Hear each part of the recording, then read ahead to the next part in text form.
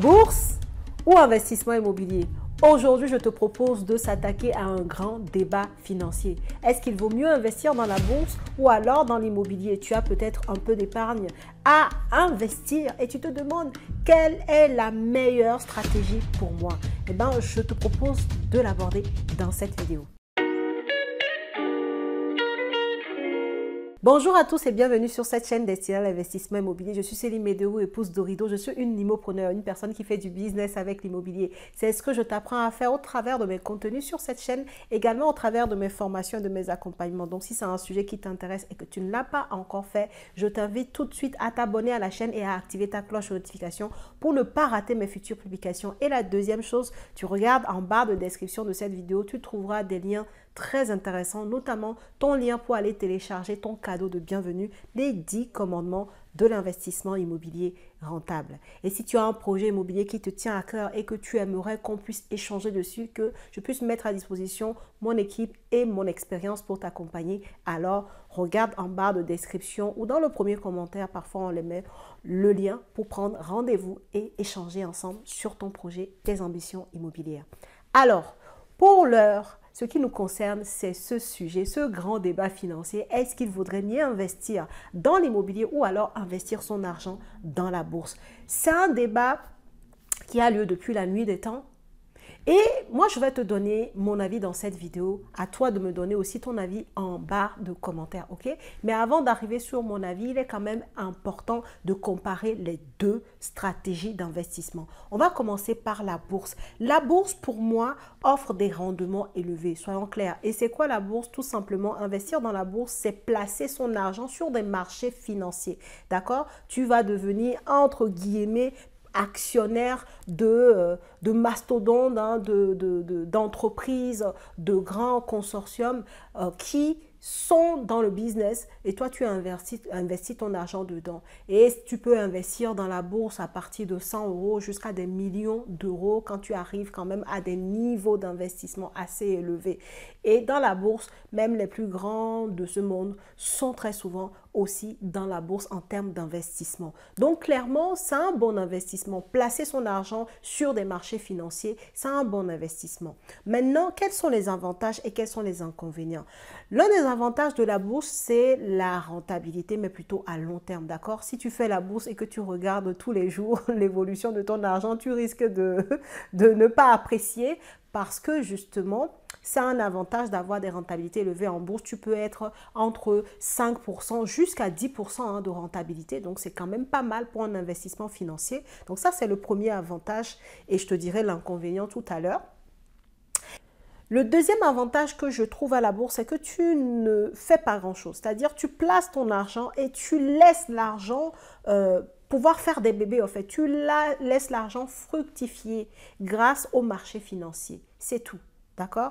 Donc, ça veut dire que tu n'as personne à gérer, tu n'as rien à gérer. Pour le coup, quelqu'un qui ne veut rien faire, qui veut un investissement complètement passif, eh bien oui, la bourse, pour moi, c'est un avantage. Troisième avantage que je trouve à la bourse, c'est que c'est liquide. Si jamais, admettons, tu te rends compte que le marché est très baissier, tu peux décider, même si ce n'est pas la bonne stratégie, de revendre tes actions et là, tu récupères ta mise, tu récupères l'argent qu'il y a sur ton compte boursier, en fait. Donc, tu peux le faire. C'est de l'argent liquide. Tu places ton argent et si tu en as vraiment besoin, tu peux récupérer très rapidement ton argent. Donc, ça, c'est vrai que c'est aussi un intérêt en bourse. Maintenant, quels sont les inconvénients?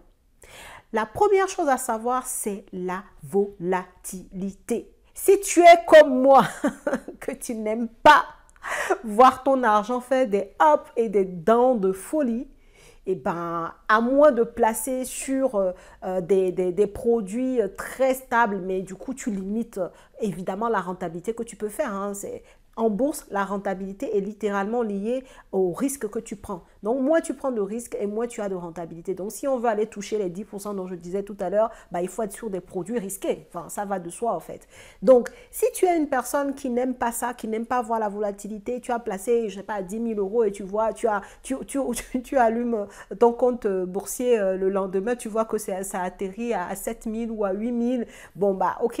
Là, c'est un peu compliqué, en fait. Donc, le premier inconvénient en bourse, c'est la volatilité. Deuxième inconvénient, bah, c'est que tu n'as pas d'effet de levier bancaire. Quand tu veux investir en bourse, c'est ton argent et ton argent. C'est-à-dire, si tu as pu mettre un peu d'épargne de côté, bah, tu mets cette épargne-là dans la bourse. Peut-être que tu as mis, comme je disais tout à l'heure dans mon exemple, 10 000 euros de côté. Peut-être que tu vas investir 3 000, 4 000 euros dans la bourse et puis tu le laisses voilà, fructifier ou pas d'ailleurs, comme je t'ai dit, selon le produit sur lequel tu l'as mis, bah, en fait, tu vas avoir ton argent qui va soit se fructifier et parfois aussi avoir des baisses en fait, parce que c'est un marché volatile et comme je t'ai dit, c'est le premier inconvénient en bourse, surtout si tu veux avoir un max de rentabilité, bah, il faut placer ton argent sur des produits risqué. Et comme je le disais, bah, en bourse, tu n'as pas cet effet de levier-là. La banque ne va pas te prêter de l'argent pour que tu ailles investir en bourse, en fait. Donc, ça en fait aussi un inconvénient parce que tu ne peux pas aller lever des fonds pour investir en bourse. Maintenant, on va parler de l'investissement immobilier. Et le premier intérêt versus la bourse, pour le coup, bah, c'est que tu as l'effet de levier bancaire. En immobilier, tu peux avoir 10 000 euros et aller emprunter à la banque 100 000 euros. J'ai déjà vu des personnes avoir 10 000 euros et aller emprunter 150, 200 000 euros à la banque. Parfois même sans avoir à mettre ces 10 000 euros en apport. C'est dire la puissance de l'effet de levier lorsqu'il s'agit d'investir dans l'immobilier. Donc ça, c'est imbattable. Il n'y a aucun autre investissement dans le monde qui te permet d'avoir un effet de levier aussi élevé que l'investissement immobilier. Deuxième gros avantage sur l'immobilier, c'est que c'est tangible. On parle de la pierre. Ce n'est pas... En fait, c'est quelque chose que tu vois, en fait, c'est palpable. Si tu es quelqu'un qui aime avoir ton argent dans des investissements sûrs, stables, bah en fait, oui, l'immobilier. Moi, aujourd'hui, je suis entrepreneur, je suis investisseur, donc je sais comparer. Et il n'y a pas de comparaison à avoir sur le point de la stabilité d'un investissement. Bah, en fait, l'immobilier est imbattable. Pareil sur l'effet de levier, l'immobilier est imbattable. Et puis, il y a une troisième chose, c'est que dans l'immobilier, tu as de très belles rentabilités, tu as du cash tout de suite, tous les mois. Quand tu fais un investissement immobilier rentable, c'est ce que je t'apprends à faire au travers de mes formations, de mes accompagnements et sur cette chaîne. Je te parle souvent d'investissement immobilier rentable, je te donne souvent des exemples, je t'emmène souvent sur le terrain. Donc, tu sais que c'est complètement possible d'investir 200 000 euros et d'avoir à la clé tous les mois 600 euros de cash flow, de bénéfices nets qui tombent en plus que tu es en train de rembourser ton capital emprunté et que tu es en train de t'enrichir dans le temps. Troisième point ou quatrième sur l'immobilier en termes d'avantages, c'est la fiscalité. En immobilier, tu peux optimiser ta fiscalité. Tu ne peux pas optimiser ta fiscalité en bourse. D'ailleurs, j'ai oublié de le mettre en inconvénient à la bourse tout à l'heure, mais en tout cas, en bourse, tu ne peux pas optimiser ta fiscalité. En immobilier, tu peux. Tu peux faire du déficit foncier. Tu peux décider d'investir en société, ce qui te permet de maîtriser la fiscalité sur tes loyers. Tu peux investir en nom propre et faire de la location meublée et avoir accès à un type de fiscalité particulier lié à la location meublée et à l'investissement en nom propre. Tu n'as pas ces genres d'optimisation en bourse, en fait. Et ça en fait quand même un gros inconvénient. Donc, en immobilier, tu utilises le levier bancaire, tu t'enrichis dans le temps, tu as du cash flow tout de suite, donc tu as du bénéfice tout de suite, tu peux optimiser ta fiscalité. Par contre, oui, en inconvénient, s'il faut en citer, bah, c'est que si tu te lèves comme monsieur et madame tout le monde, tu commences à faire l'immobilier, tu peux vraiment te casser aussi les dents. Tu peux vraiment faire des investissements pas du tout rentables et te retrouver à payer tellement d'impôts que finalement, ton investissement n'est pas du tout rentable, en fait. Ok? Donc ça, c'est vrai que c'est un inconvénient. On ne se lève pas pour investir dans l'immobilier comme ça parce que tout de suite, tu vas aller emprunter des sommes importantes à la banque, 100 000 euros, 70 000 euros, 200 000 euros, 300 000 euros, d'accord? Donc ça reste des sommes importantes. Donc si tu l'investis mal dans l'immobilier, ok, tu as eu l'effet de levier, mais peut-être que tu ne l'auras plus jamais. Peut-être que tu vas être dégoûté, peut-être que tu vas être endetté lourdement parce que tu vas être fiché Banque de France tellement tu as mal fait les choses. Donc oui, pour moi, c'est un inconvénient sur l'immobilier. Il faut savoir faire les choses, sinon, bah, en fait, tu risques de perdre gros. Et le dernier avantage que je peux, l'inconvénient, pardon, que je peux donner sur l'immobilier, dernier inconvénient, bah, ce sont les frais. Quand tu veux investir dans l'immobilier, tu as quand même les frais de notaire à payer. Aujourd'hui, on est autour de 8%. Donc, voilà, si tu as des travaux, bah, il faut les faire. Mais pour nous, les immopreneurs, ce n'est pas un problème puisque tout cela, en fonction du type d'investissement, du type d'exploitation que tu vas choisir, tu vas pouvoir aller les déduire de tes charges locatives, en fait. Tu vas pouvoir les déduire en tant que charges locatives. Donc, tu vas les déduire de tes loyers, voilà, pour être très clair. Donc oui, ça c'est un inconvénient d'avoir des charges, mais en même temps, de toute manière, tu les déduis. Donc, en fait, ça se compense. Bref, pour te dire ceci.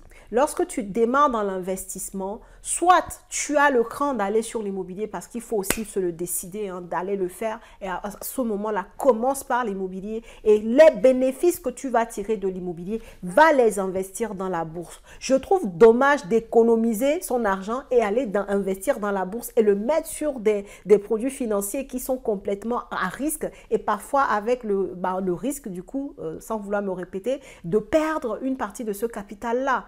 Je trouve plus stratégique de commencer par l'immobilier, de se faire de l'argent et ensuite le bénéfice qu'on tire de l'immobilier, le cash flow, on va investir une partie dans la bourse. Et donc, on fait des bébés avec ces bébés. Tu fais des bébés, donc quand je dis des bébés, de l'argent avec ton investissement immobilier. Et rappelle-toi, tu as utilisé l'effet de levier bancaire, hein, ce n'est même pas ton argent. Tu prends ça, tu fais de l'investissement immobilier, tu as du bénéfice et une partie de ce bénéfice-là, eh ben, tu l'investis dans la bourse tous les mois. Pour moi, voilà, c'est ce que moi je ferai et c'est ce que je fais.